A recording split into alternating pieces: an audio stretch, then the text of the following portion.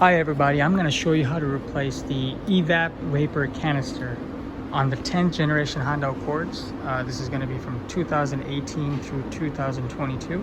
This particular one is a 2020 EXL model. So basically the symptom with this the symptom with this fault is just going to be a check engine light. It's going to say emission problem detected.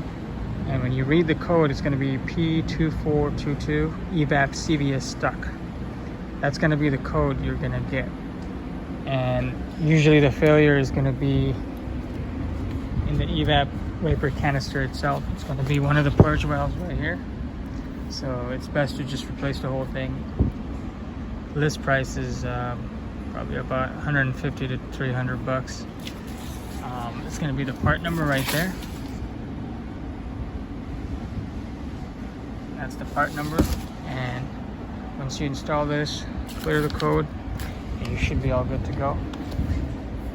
So I'm going to quickly show you guys how to replace this one here.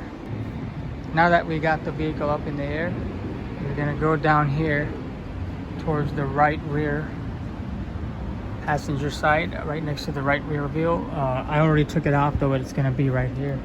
That's the old one right there. So this thing's going to sit just like this over here, and then we're gonna go ahead and install the new one right there. But I already got it taken care of, but I'm gonna try to go over what I did. Just that you got a couple of shields right there. They're all held in by 10mm bolts.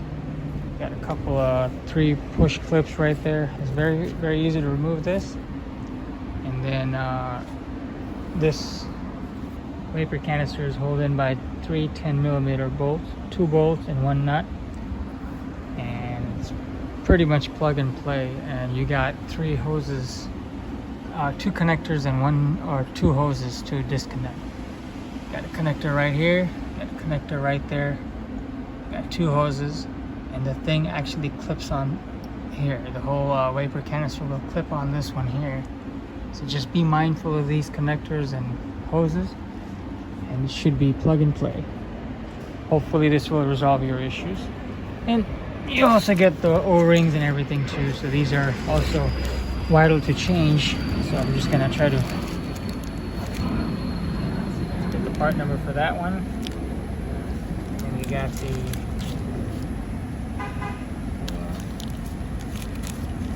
this one here.